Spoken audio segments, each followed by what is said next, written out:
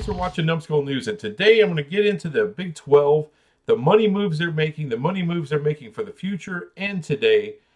And I'm going to let the Pac-12 have a day to kind of rest just for a moment.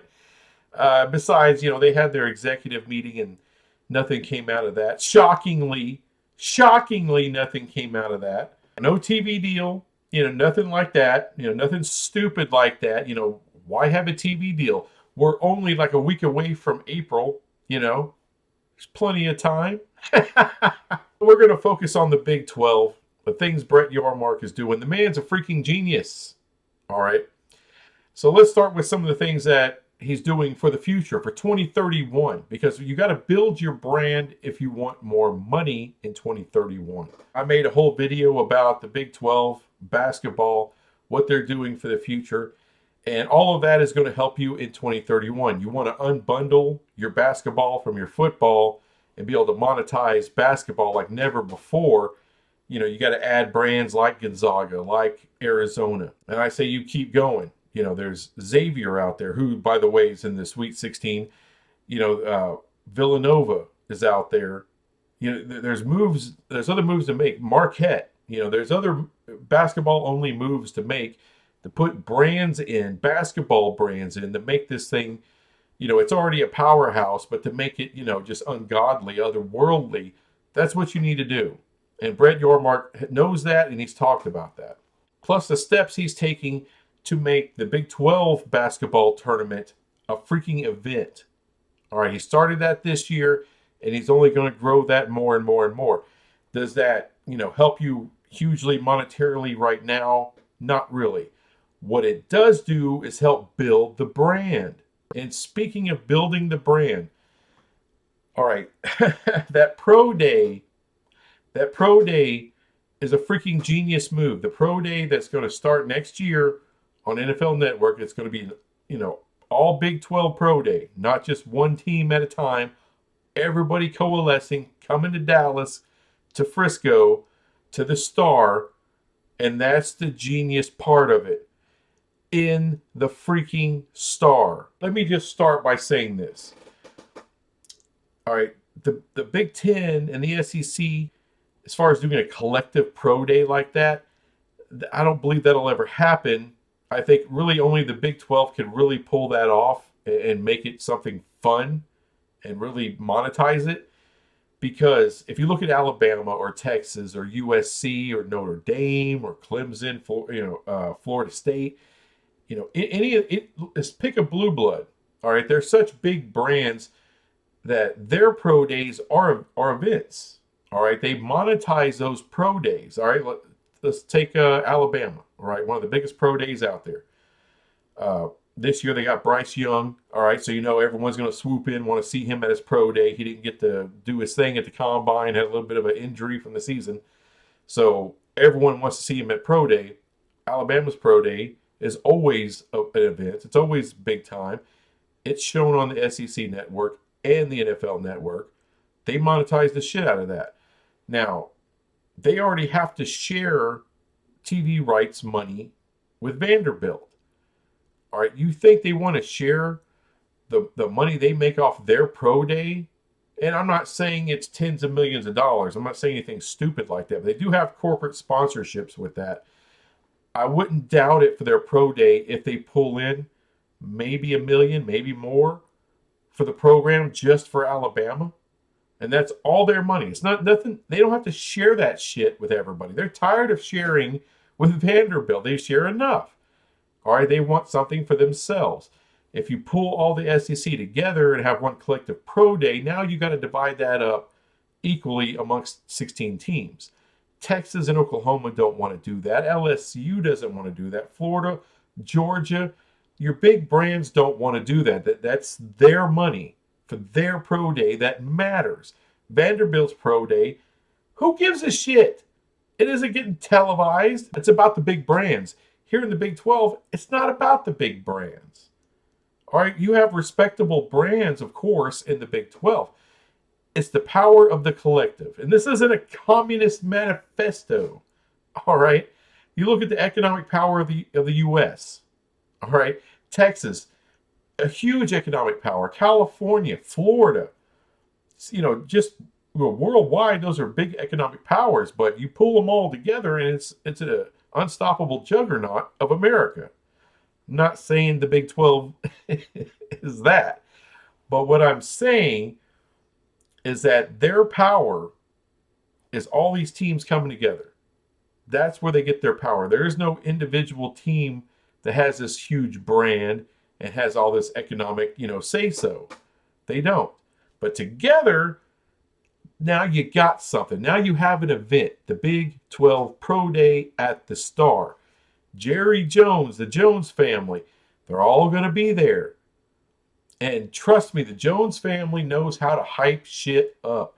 That's why it's genius to have it there.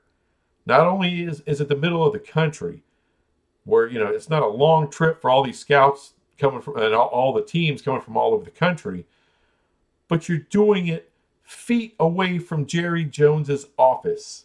All right, that's freaking genius. Don't be shocked if you see the corporate sponsors are AT&T and Ford, same as the Dallas Cowboys. Getting in bed with the Cowboys and the Jones family is a stroke of freaking genius. That's what you got to do. This is Big 12 country. Dallas is in the heart of Big 12 country. And I know Jerry Jones, he's an Arkansas guy. He played for Arkansas when he was young. We know that. But this dude's a hype machine. He loves people having events at his place.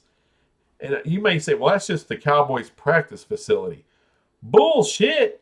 I mean, I'm sorry, that stadium in Frisco, that rivals most college stadiums, dude. It is amazing. You're talking state-of-the-art facilities, man. Spare no expense.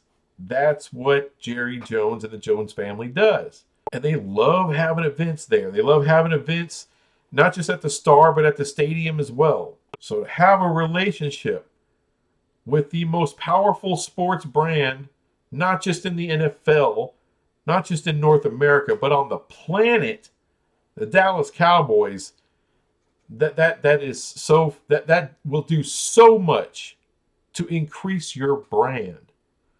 Because look, I can't tell you how many young college athletes, all of them, have dreamed to play with the Star on their helmet. And you're going to tell young recruits, hey, when you have a pro day, it's going to be in the Dallas Cowboys facility. You're going to be glad handing with the Jones family, the big Star. And you're probably going to get several Dallas Cowboys there. Like I said, they hyped the shit out of this thing. Just imagine Colorado coming to the Big 12, coming back to the Big 12 with Deion Sanders coming home with his kids into the Star. Arm in arm with Jerry Jones, man. Dude, the hype is real around here. I mean, maybe, you're watching this from a different part of the country. You may not understand it, but man, Dallas, the Dallas Cowboy brand is on another level than anybody. All right, the SEC can kiss my ass when it comes to branding, and the Cowboys, they're worth more than the entire SEC conference combined, or ever will be. So to have an association with them, brilliant. That's something that, now, like I said, you growing your brand for 2031 to increase your payday. Now, something I was recently made aware of is I didn't really understand that, of course, Brett Yormark's way smarter than me, or he's way above me. But something I didn't understand was having data deals, selling data. I didn't know that was a thing, but apparently it is. Well, this is from the Sports Business Journal. All right, so the headline reads, Big 12 likely 2 weeks away from inking data deal. Like I said, I'd never heard of a data deal. So it states, the Big 12 is deep into negotiations to select a data and statistics partner that could create a new revenue stream for the conference. I'm told, and I don't know who this is, Sports Business Journal. So I don't know who else. I don't know who wrote it. The Sports Business Journal was told that the Big 12 is roughly 2 weeks away from having a data deal finalized. These types of partnerships are much more common in pro leagues, where mega deals like the ones with the NFL and NBA reportedly can fetch as much as 100 million annually. Only two college conferences have struck live data partnerships. The MAC with Genius Sports and the Pac-12 with, yeah, this figures Tempest Ex Machina. Yeah, you can't get more stuck up name than than Tempest Ex Machina. But neither of those deals include selling stats to sports betting services at the time. But if college conferences can figure out how to pool each school's data and provide sports books with official stats, it could yield a revenue stream second to only media rights. And sources are telling the Sports Business Journal that live data rights and selling stats to sports betting services have been part of these talks. So what does that mean? That means Brett Yormark has found yet another way to monetize this conference, another revenue stream. And according to Sports Business Journal, second to only the media rights deal. Now, what kind of money is that?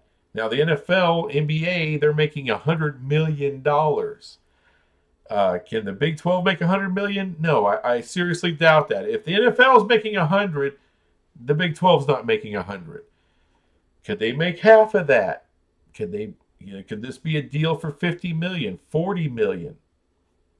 Maybe. With 12 teams, what is that worth? Is it worth, $3 or $4 million a year? Maybe $5 million a year per team? It could be. So that's something right there that gets you a little bit closer to where the Big Ten and the SEC are. Because all in, not just the media rights, but for everything, for all their payouts, for corporate sponsorships, everything, the Big Ten and the SEC, they're making roughly $100 million per team. It's been estimated that Big 12 can make as much as $50 million. So that's half. All right, so to have another league's teams, to have Vanderbilt making $50 million more than any team in the Big 12, that's rough. All right, so you need to close that gap. I'm not saying that the Big 12 is going to get to $100 million per team ever, but can they get to 70, 75? Like I said, can you close the gap? Can you get a little bit closer to them? And Brett Yormark is making a lot of money moves, some to pay out for the future, but some for right now. And just in case you're a little weird about sports betting, it's a part of the NFL. The NFL is already monetizing and getting into bed with sports betting. So is the NBA. They're even, some of these damn stadiums are even going to have sports books in the stadium. They're going to have deals where, you're sitting in your seat watching the game, and you're going to have a little device where you can make bets all over the league, or bets anywhere. You can bet on horse or dog races or, whatever, right there from your seat, some built-in shit to bet. So you can be a degenerate the whole time you're there. So, look, there's steps that you take to safeguard the integrity of the game, of course. But sports betting is very real, and it's going to get bigger and bigger and bigger. The Big 12 is very wisely getting into bed with sports betting. It's a billion-dollar industry, multi-billion-dollar industry. And doing a deal like that is worth millions per team. I'm not saying it's worth 20 million a team. I'm not saying it's worth 10 million a team. 3, 4, 5 million a team, that's attainable. So if you're a Pac-12 school, you're looking at old Kliavkoff over there, right? Mr. 50 million, 40 million a school, no problem. That guy. And then you look at Brett Yormark. All right. You look at everything he's doing to monetize this league, to draw attention to the league, to build the brand. That is his number one job. And you're seeing it. He's not even been the commissioner for a year. And look what he's doing to up the money for every team, to up the profile, the overall brand value of the Big 12. So which one do you want to be associated with? And one more thing, I didn't even get into the Big 12 secret weapon as far as monetization, especially in 2031, the next media rights deal. The secret weapon of the Big 12 is parity. All right. You look at what the NFL did when they really started making moves to institute parity within the league. You're talking about the salary cap, free agency, yada, yada, yada. What did that do to the NFL? They became the number one sports league in the world. All right. And the world doesn't watch the NFL. America watches the NFL. Most of the world can give two shits about the NFL. You take another league, let's take a look at I don't know, Major League Baseball. No salary cap whatsoever. No parity. There's no parity there at all. It's kind of become a regional sport. Does it? People don't really give a shit. Outside of New York, LA, a few other places. I live here in Dallas. We love our Texas Rangers, but are they really that big a deal? No. But we'll all get going when they get in the playoffs, when they do something great, when they have a great year. The in-between times, you will go to a game or two. It's pretty cheap to go to a game. And now it's air conditioned with the new stadium. So you're not sitting there with 110 degrees in a metal seat dying. So, yeah, we'll go to the game. We have a special place in our heart for the Rangers, but it's baseball. Most teams are underdogs and will never do anything. Once in a while, you'll go on a nice little run. Then you'll have 20, 30 years of blah. But in the NFL, the Bengals forever have sucked. All of a sudden, Joe Burrow shows up. And I'll be damned if they're one of the best teams in the league now. One of the best young quarterbacks in the league. It's amazing. Parity. And in the Big 12, TCU can have a great, fantastic year. Whose year is it going to be next year? It could be the Horned Frogs again. It could be Texas Tech. Oklahoma State can have a comeback. Baylor, they have a great head coach. They can come up. Iowa State, maybe they learn how to score some points in Iowa State. They go along with that defense, and they can go on a run. And don't be shocked if UCF is a little bit better than people think when they get here. West Virginia is perfectly capable of turning that thing around and being a bowl team and being pretty good next year. But that's what I'm talking about with parity. Every fan base feels like they have a shot that this could be our year. We could do something special. We can get to a big bowl. We can get to the conference championship game. And if all the stars align, maybe we can get to the playoff. That's how every fan base feels. All right. Now, I know there's times where, oh man, we lost a bunch of people to the portal. People get injured in training camp. Whatever. People leave early for the NFL. And you're like, oh man, I don't know if we're ever going to. But you're going to show up because you never know. Maybe that one recruit is there that just blows up and has this otherworldly type year. Again, look at TCU. Look at that quarterback. Came out of nowhere. That's parity. That's parity when everyone feels like they got a shot to be good. They got a real shot to be good, to be legit, and to do something special. If you talk to Northwestern fans or Purdue fans or Rutgers fans, they know the writing's on the wall.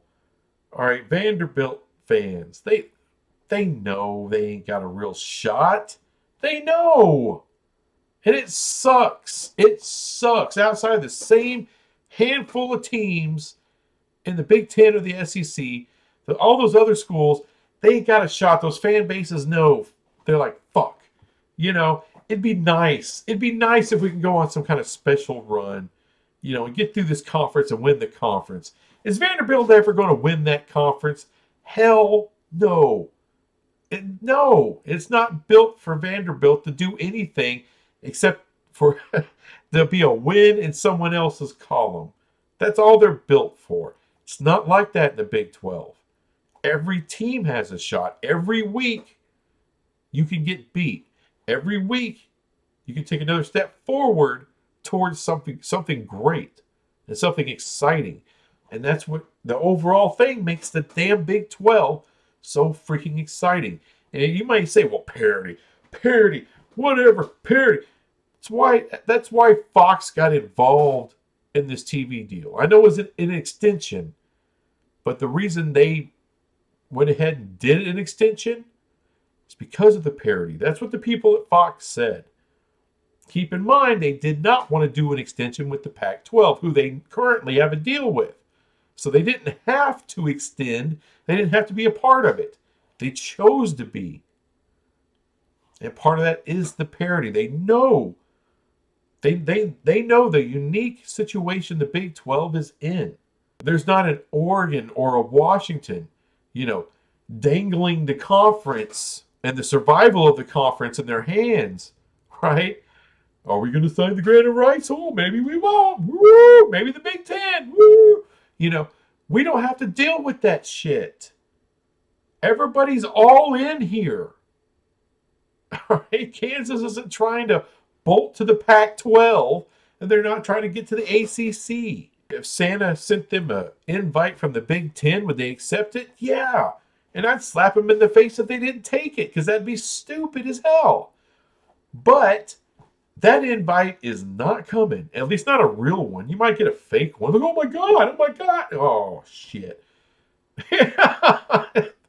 Thanks a lot. One of those kind of deals. Oh my God, you give me $100, you turn it over, and it's like Kris Kringle on the other side. It's not even a real dollar. It sucks. But all these things that we have working for ourselves, man. And look, I get it. You got Pac-12 fans wanting to shit on us. You got ACC fans wanting to shit on us. Really, the SEC and the Big Ten, they don't care. They made their money. They're like, hey, okay, we'll see what happens with the Big 12. There's no animus there. It's not like we're coming for them or anything stupid like that. They know they're safe and they're fine. Some of the fans of these other two conferences, they wish they had what we had. They wish they could, all the members were all in. And they could get deals done. They wish they had Brett Yormark making their deals for them. It's the kind of innovation that this man is bringing to the table that's just exciting, and it's only going to up the brand of the Big 12. And you up the brand, you up the dollars. And that's the name of the game. The money. Anyway, that's all I got for this crap. I'll be back with some other crap later. Bye.